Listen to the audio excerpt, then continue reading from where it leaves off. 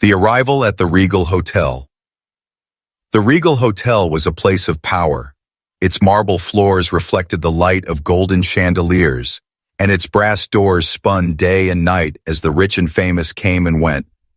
Everyone who worked there knew the rules: smile, serve, and never question a guest. But on this morning, whispers spread faster than the clinking of glasses in the dining hall. Rebecca, a front desk associate with perfect hair and nails, leaned close to her co-workers in the break room. "I'm telling you," she whispered, "the VIP arriving today is driving everyone crazy. She's made more requests than anyone I've ever seen." Mark, a young bellhop in his maroon uniform, frowned. "What kind of requests?" Rebecca sighed. "Room temperature down to the quarter degree. No synthetic materials anywhere near her suite, and no strong-smelling flowers. She's impossible." Heather, a tired maid folding her apron, rolled her eyes. "Celebrities think the world belongs to them, just another spoiled guest." The break room door opened. Mr. Eaton, the manager, poked his head in. His worried face said everything. "Front desk, bellhops, housekeeping, we need all hands. Our VIP has arrived." Moments later, a black car pulled up outside. The doorman rushed forward as the chauffeur opened the door. Out stepped Madame Lu, a tall Chinese woman in a flowing silk coat, diamonds sparkling at her wrists. She carried herself like royalty, but her sharp eyes gave nothing away. Behind her, two men unloaded heavy trunks. Her luggage looked more expensive than the hotel lobby itself. She spoke in Mandarin, her voice calm but firm. The staff froze. Nobody understood a word. Rebecca smiled nervously. Mark tried to guess her needs by pointing at the luggage, but Lu's face remained unreadable. She repeated her words slower this time, but it was useless. The entire staff exchanged awkward glances. Inside, tension filled the air. Guests were watching. The manager forced a smile. Welcome, Madame Lu," he said in broken English, hoping she'd understand. But she didn't answer him. She only looked around as if searching for someone. At the far end of the lobby, pushing her cleaning cart, walked Tiana Jackson.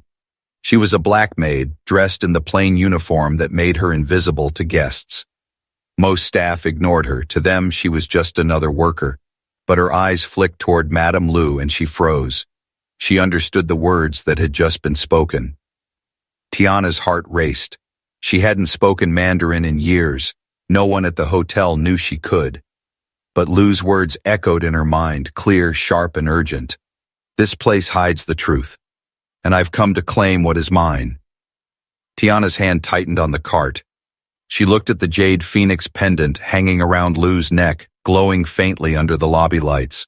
Something about it stirred memories her grandmother once told her, stories of lost fortunes, stolen legacies, and men who buried history to build their empires. The hotel staff laughed nervously, still failing to understand their guest. But Tiana knew one thing: if she stepped forward, everything would change. And as Lu's sharp eyes locked onto hers across the lobby, Tiana realized she had no choice. The voice that shattered silence.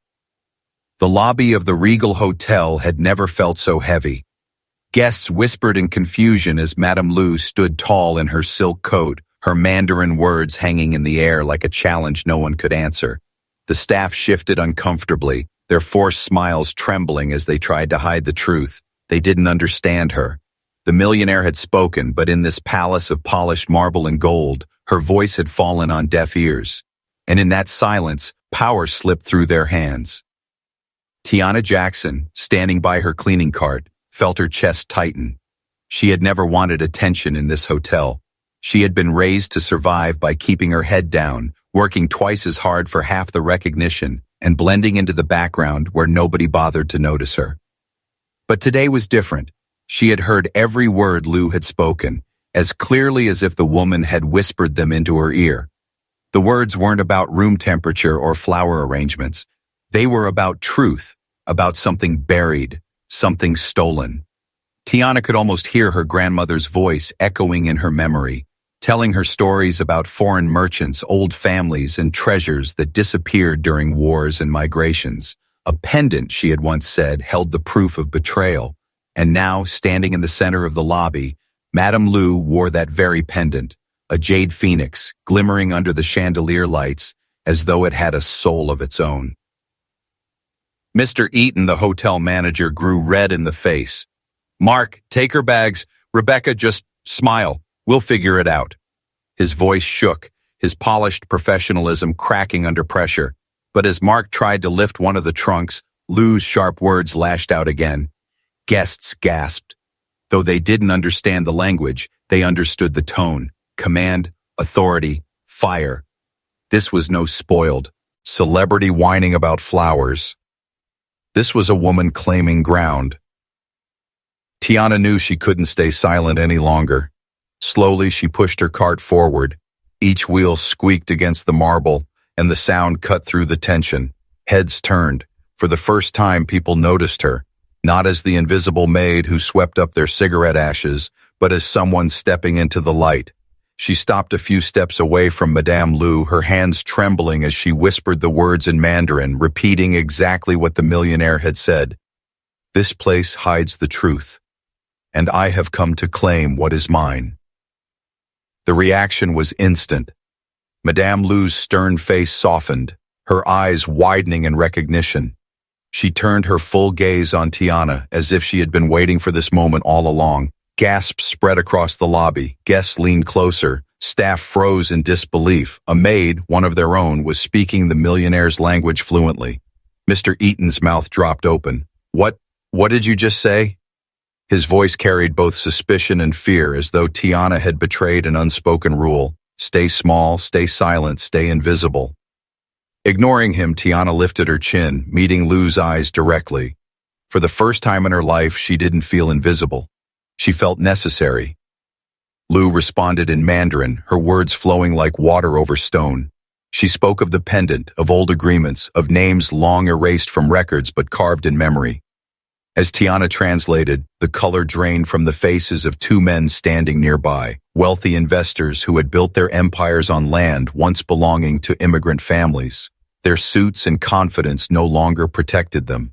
In Lou's words, they heard the sound of ghosts rising. And as Tiana's voice filled the lobby, it was no longer the voice of a maid. It was the voice of history, finally breaking free. The lobby was silent, ear straining to catch the weight of her translation. Rebecca clutched the counter so tightly her knuckles turned white. Mark stopped pretending to be busy and stared. Even Mr. Eaton, who always believed the hotel's polished surface was unshakable, felt the ground tilt beneath him. The millionaire had not come for comfort, she had come for justice. And in that moment, as the jade phoenix pendant gleamed between them, Tiana realized she had stepped into something much larger than herself, the pendant's secret. After the lobby spectacle, the hotel tried to move as though nothing had happened. Staff carried Madame Lou's trunks to the penthouse suite. Guests returned to their champagne, and Mr. Eaton plastered a nervous smile across his face as if order had been restored. But nothing was the same. Every person who had witnessed the black maid speaking flawless Mandarin carried the moment in their minds, whispering about it behind closed doors. Some felt admiration, others suspicion, but all knew that something invisible had cracked within the Regal Hotel. Tiana found herself summoned to the penthouse. She had never set foot in that part of the building before. Her work was always confined to the unseen corners, the laundry rooms, the back staircases, the silent early morning hallways where she polished brass while the city still slept. Now she walked through carpets so soft her shoes sank into them, past gilded mirrors and marble statues. Her heart thudded with each step. She wondered if this was a mistake, if she should have stayed silent in the lobby. But the memory of Lou's eyes, the way they had recognized her instantly, pulled her forward. Inside the suite, Madame Lou dismissed her assistants with a flick of her hand. The heavy double doors closed, leaving only the two of them. For the first time, Lou's mask of cold authority slipped. She removed her silk coat and placed it carefully across a chair, revealing a woman both elegant and weary, someone who had carried secrets for far too long. She motioned for Tiana to sit. Then slowly she unclasped the pendant around her neck and placed it on the glass table between them. The jade phoenix glowed faintly in the soft light, its wings spread wide as if ready to take flight. Tiana leaned closer, her breath catching. She remembered her grandmother's stories, about symbols hidden in carvings, messages left for those who knew how to read them. Lu spoke in Mandarin, her voice low and measured, and Tiana translated the words as much for herself as for understanding. "This pendant," Lu said, "belonged to my great-grandmother. It was carved not for beauty, but for proof. Hidden in its wings are markings, names, dates, transactions. My family was cheated. Land in New York, rights to properties, shares in companies, all stolen when they were forced to leave. This hotel was one of them. What you see today, these walls, these fortunes, were built from what was taken from us." Tiana stared at the pendant as though it were alive. She could see faint lines etched into the jade, barely visible to the naked eye. The phoenix was not just jewelry, it was a record. "Why tell me this?" she whispered, forgetting to translate into English. "Because," Lu replied softly, "you listened. No one else did. You gave my words life." The weight of the moment pressed on Tiana's chest. For years she had been overlooked, dismissed, treated as though her presence barely mattered. Now a millionaire was entrusting her with the key to a stolen empire. But across the city skyline, danger was already stirring. The two investors who had turned pale in the lobby had not ignored what they heard. In a quiet cigar lounge that evening, they sat with others, men who had long profited from erased histories. They spoke in sharp whispers about the jade pendant, about the black maid who had translated, about the threat of exposure. One of the a man named Caldwell, with eyes like glass and a smile as thin as paper, tapped ash from his cigar and said coldly, "We cannot let this become public. If she proves ownership, decades of wealth collapse overnight. That pendant must disappear. And the maid, she must be silenced before she talks." Back in the suite, Lu poured tea into delicate porcelain cups, her hands steady, despite the storm she surely knew was coming. Tiana accepted her cup with trembling fingers, her mind racing. She wanted to ask why she had been chosen. She wanted to ask if the pendant truly had power enough to shake men who thought themselves untouchable. But most of all, she wanted to know what role she would now play in this battle. Lu sipped her tea, then fixed her with a piercing gaze. "The truth always waits for its moment. But truth cannot speak alone. It needs a voice. I believe you are that voice." Tiana swallowed hard, her throat tight. She looked again at the pendant, at the carved wings of the phoenix, and felt the weight of history pressing on her. Somewhere below them, in the elegant lobby filled with laughter and music, powerful men walked freely, unaware that their empires were already trembling. And for the first time in her life, Tiana realized she wasn't just a maid in a hotel. She was standing at the doorway of a war between truth and power. Shadows behind the glass, the night pressed heavy against the tall windows of the Regal Hotel, the city glowing in rivers of neon and headlights far below. In the penthouse, the air was quieter than the streets, but it carried a tension that hummed like a storm waiting to break. Tiana sat at the glass table across from Madame Lu, staring at the jade phoenix pendant resting between them. Its carved wings caught the light like secrets refusing to stay buried. For years, Tiana's life had been predictable, cleaning rooms, scrubbing floors, finishing her shift unseen. Now she was staring at an artifact that would topple men who lived untouchable. Lu spoke again in low, precise Mandarin, her words like the measured strokes of a brush painting a hidden truth. "This pendant is not only a family heirloom, it is a map. Every wing and feather was carved with intent. What looks like decoration is a cipher. It holds the records of land deeds and transfers, proof of betrayal, proof that my ancestors were stripped of what was theirs. This hotel was one of them." Tiana listened, translating each word in her mind until her thoughts spun faster than her breath. She could feel the enormity of it pressing against her chest. She wasn't just hearing a story, she was being handed the weight of generations, a burden heavy enough to crush anyone not prepared for it. Lu rose from her chair and crossed to the window, looking down at the glittering city. Her reflection shimmered against the glass, a ghost standing between past and present. "These men," she said bitterly, "built their fortunes on ruins. They think time has erased memory, but memory has teeth, and when it bites, it draws blood." Before Tiana could respond, the sound of a phone vibrating broke the moment. Lou picked it up, listened for only a few seconds, then hung up without a word. Her expression hardened. She turned back to Tiana, her sharp eyes gleaming with quiet warning. They know I'm here, and they know you helped me. Fear crawled cold across Tiana's skin. Downstairs in the cigar lounge, cloaked in velvet and smoke, the men who had paled at the sight of Lou's words being translated had already made their move. Caldwell, with his glassy eyes and paper-thin smile, leaned across the table toward his allies. She has something that does not belong to her, he hissed. If she proves it, everything unravels, our holdings, our power, even the foundations of this hotel. The maid is the weak link. She should have kept her head down. Now she has made herself visible, and visible targets are easy to erase. Another man, broader and older, tapped his ring against his glass. You're suggesting intimidation? Caldwell's smile widened, though his eyes remained dead. I'm suggesting removal.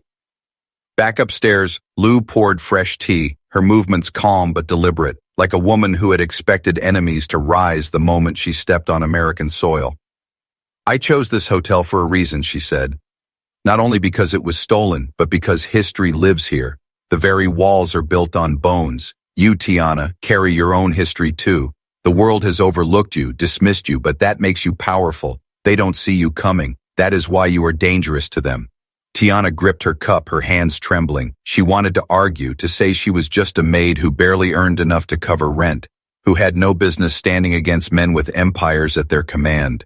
But deep inside, her grandmother's voice whispered back to her, a reminder that survival had always required courage. She remembered the stories told at night about ancestors who had lost everything but dignity, who kept their songs alive even when land and names were stolen. Perhaps that was why she had understood Lou's words so sharply in the lobby. They were not only Lou's, they were hers too. Suddenly the sweet phone rang. Lou answered, listening carefully. She said nothing, only nodded, and hung up again. Her face was grave. They are already moving. My sources tell me Caldwell has sent men. Not in daylight, not with paperwork, but in shadows.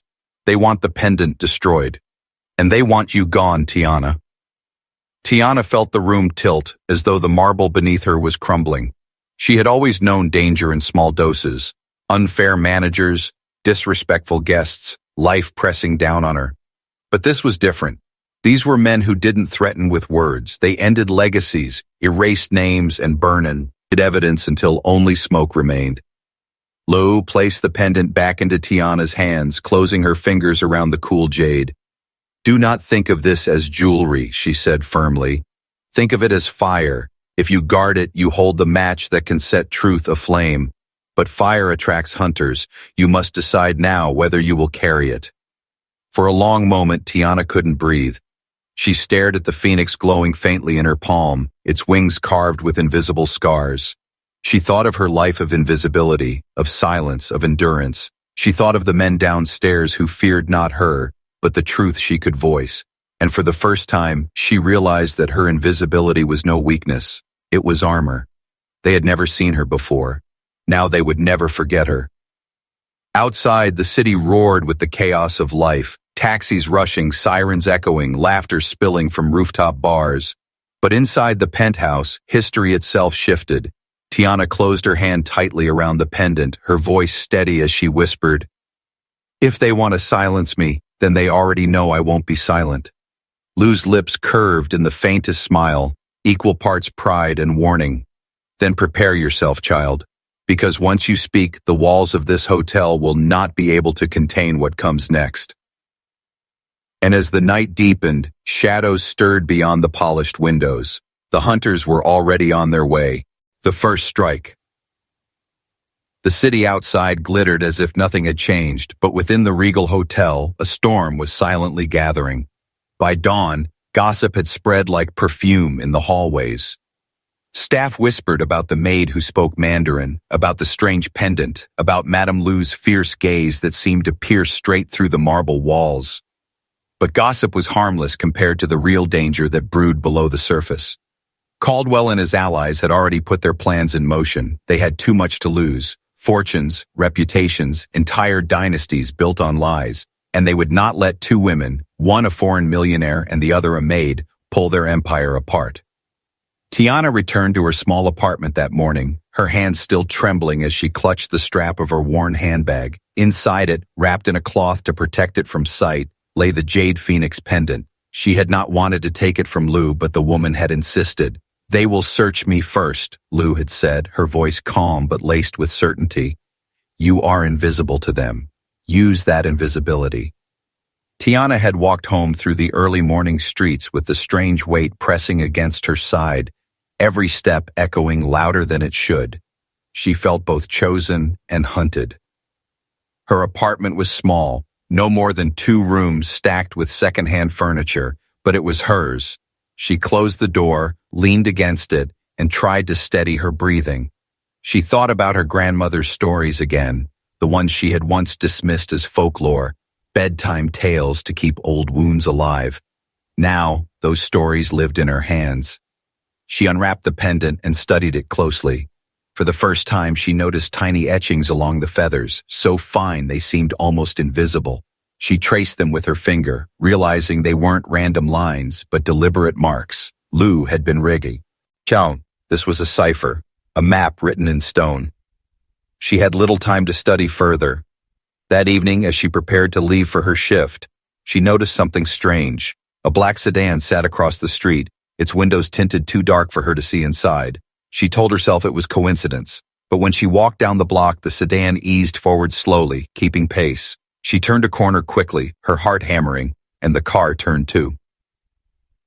By the time she reached the subway station, she was certain they were following her.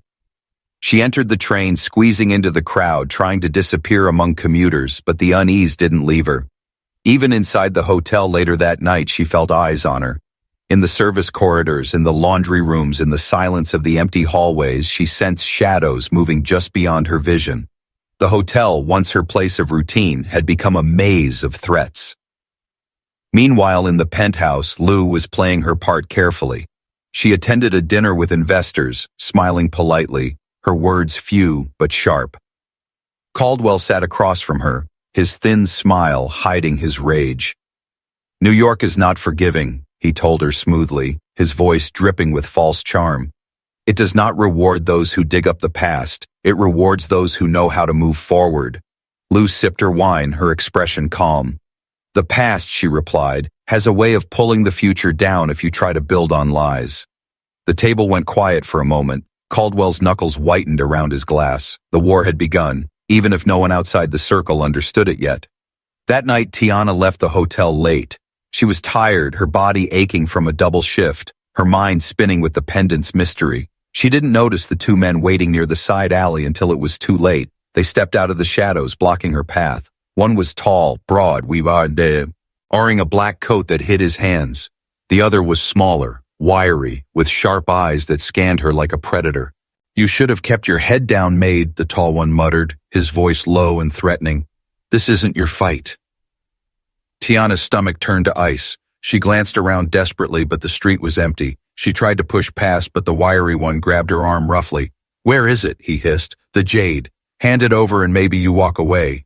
Her mind raced. If she gave them the pendant, Lou's truth would vanish before it was ever heard. If she resisted, she risked more than her own safety. The men weren't bluffing. Their eyes held the cold certainty of people who had silenced others before. But Tiana remembered Lou's words. Invisibility is power. They didn't see her as someone capable of fighting back. They didn't expect her to think quickly. With trembling fingers, she reached into her bag, not for the pendant, but for the spray bottle of cleaning solution she always carried from her shift. In one swift motion, she sprayed it directly into the wiry man's eyes. He screamed, stumbling back. Shock flashed across the tall one's face, and Tiana shoved him hard before running into the night. Her heart pounded as her feet slapped against the pavement, the pendant heavy against her side. Behind her, angry voices shouted, but she didn't stop. She darted through narrow streets until she reached the safety of a crowded avenue.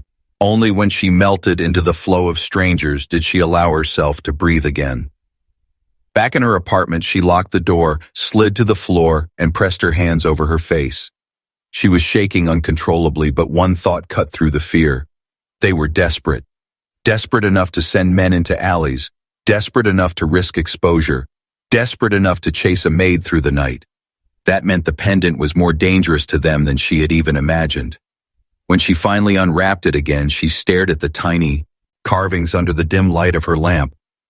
The phoenix gleamed faintly, almost alive, as if it too knew it had survived its first attempt at destruction. Tiana clenched her jaw. She was done running. If they wanted to silence her, they would have to face the voice they had tried to erase. And somewhere in the city, Caldwell lit another cigar and smiled thinly when he heard his men had failed. "No matter," he murmured. "Let her believe she is strong. The higher she stands, the harder she will fall." The war for truth had officially drawn blood, and it was only the beginning, the code in the wings. The morning after the attack, Tiana arrived at the hotel with her body still aching from the struggle in the alley, but she walked through the revolving brass doors with her head high. The lobby bustled with guests, bellhops, and polished marble floors gleaming under chandeliers, but she noticed details she had never cared to notice before. The sharp glances of men in suits, the way certain conversations went silent when she walked past, the flicker of recognition in the eyes of those who had heard rumors. She was no longer invisible. The moment she had spoken Mandarin, she had stepped into a role she could not step out of. Lou was waiting for her in the penthouse suite as if she had known Tiana would come. The woman's calm was unnerving. She did not ask whether Tiana had been followed or threatened. She only gestured for her to sit at the wide glass table where the jade pendant rested between porcelain cups of tea. "They tried already, didn't they?" Lou said softly, her eyes narrowing in quiet fury. Tiana nodded, her hands trembling slightly as she pulled the cloth-wrapped pendant from her bag. Lou did not look surprised. Instead, she leaned forward, touching the jade with reverence, and said, "Then we must move faster." For hours, the two women bent over the pendant, studying its wings under the warm light of a desk lamp. Lou explained that her great-grandmother had designed the carving with intent, embedding code so discreetly that only descendants who carried the oral history would know what to search for. Each feather held grooves too deliberate to be decorative, etched with strokes resembling calligraphy. Tiana traced them with her finger, her grandmother's stories echoing again in her memory. Stories about families forced to abandon homes but who carried their history in objects that seemed ordinary. They worked through papers spread across the table, old family records Lou had carried from Shanghai, copies of shipping manifests, and faded photographs of land deeds. Each mark on the phoenix corresponded to a number, and each number to an entry on the documents. Slowly, a map began to form, a pattern of properties, businesses, and names that pointed directly to the Regal Hotel and its founding families. Tiana's heart pounded as she realized what it meant. If they could decode the entire pendant, they would have proof strong enough to bring generations of corruption into the light. But danger was already tightening its grip. Caldwell's influence seeped deeper than either of them had imagined. That afternoon in the staff break room, Rebecca whispered sharply to Mark and Heather, her voice low but insistent. "She thinks she's special now, doesn't she? Walking around like she owns the place because she spoke a few foreign words. I heard from upstairs they're watching her. She's going to drag the rest of us down if she's not careful." Mark, loyal but nervous, shifted uncomfortably. "Maybe she just got lucky," he muttered. Heather scoffed. "Lucky? She's a problem, and problems don't last long here." What Tiana didn't know was that Caldwell had already reached out to certain staff, members. The hotel had always been run on loyalty to wealth, not to truth. Quiet bribes were passed, subtle threats whispered. A bellhop was promised a promotion if he kept watch on Tiana's movements. A maid was threatened with dismissal if she didn't report what she overheard. The walls of the Regal were closing in, not with bricks, but with eyes and ears. That evening, Lou placed her hand on Tiana's and spoke firmly. "They will not only come at us from the shadows, they will use those closest to you. They will twist the hotel against you, make you an outcast, make you doubt yourself. You must remember, powerful men never fight fair." Tiana swallowed hard, knowing the truth of those words. Already she had felt the shift in how other staff looked at her, no longer with indifference but with suspicion. The invisibility that had once protected her had been stripped away, leaving her exposed. Still, she pressed forward. Late into the night, she continued decoding the marks etched into the jade. One by one, the feathers revealed dates and signatures pointing to the sale of properties transferred under false pretenses. Lu guided her carefully, showing how her ancestors had hidden knowledge in plain sight, trusting that one day someone would have the courage to make it known again. With every line she traced, Tiana felt the weight of justice building like a storm ready to burst. But the storm was not one-sided. Across the city, Caldwell sat in his office surrounded by towering windows and the skyline glittering like a kingdom he believed belonged to him. He held a glass of whiskey, swirling it slowly, his cigar burning low. One of his men reported the failure of the alley encounter, but Caldwell only smirked. "It doesn't matter," he said coldly. "Fear takes many forms. If she won't give it up to threats, she'll give it up when the world turns against her. No maid can stand alone against an empire." He leaned forward, eyes glinting like steel. "Make sure she knows she's alone. This wealth, these fortunes, were built not on vision or brilliance, but on theft. My family's land, rights, and businesses were stripped away through fraud and deceit, and the proof is here, carved into this pendant for those with eyes to see." The room fell into stunned silence. Tiana placed the pendant on the table at the front of the ballroom, where Lu unfurled documents, copies of deeds, shipping manifests, coded maps traced from the jade itself. As Tiana translated, the pieces formed a chain no one could deny. Dates, names, transfers, signatures, all aligning with the rise of Caldwell's empire and the founding of the Regal Hotel. Faces blanched. Guests whispered furiously, their polished masks cracking. Some looked at Caldwell with suspicion, others with fear, knowing that if the truth held weight, their fortunes too might be tied to lies. Caldwell's composure wavered for the first time. He stepped forward, his voice a controlled snarl. "This is nothing but theatrics. A woman's story, a maid's fantasy. Do you really think anyone here will believe a servant over men who built this city?" But before his words could gather strength, Lu leaned forward, her eyes burning. "This is not a maid's fantasy. This is history's reckoning. And if you dismiss her because of her uniform, then you prove only that you fear the truth she carries."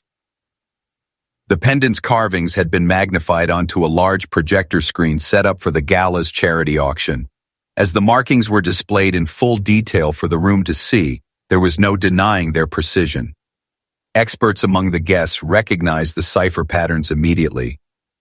The silence was deafening, broken only by Caldwell's shallow breathing as he realized the narrative was slipping from his grasp.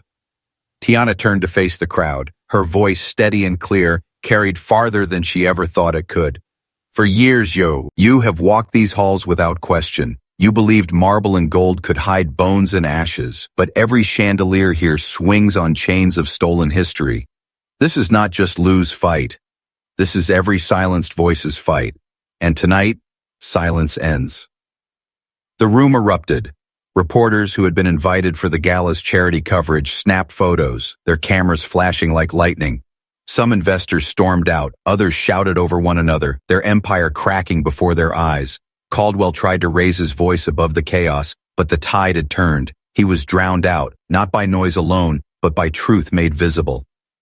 Security moved to escort Lu and Tiana out, fearing the crowd's reaction, but the two women walked with heads high, the pendant glowing faintly between them.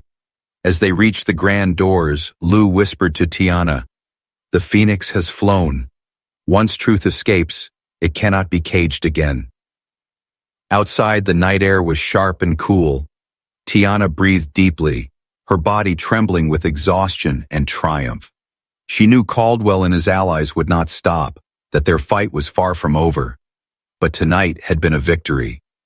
The invisible maid had spoken, and the world had listened. Far above, the hotel's shining windows reflected the city lights, but for the first time, the Regal Hotel no longer looked untouchable. Its marble and gold seemed fragile, its grandeur hollow. Justice had stepped through its doors, and nothing could erase the tremor it left behind. And in her hand, the phoenix pendant gleamed softly, as if alive, reminding her that history, once silenced, had finally found its voice.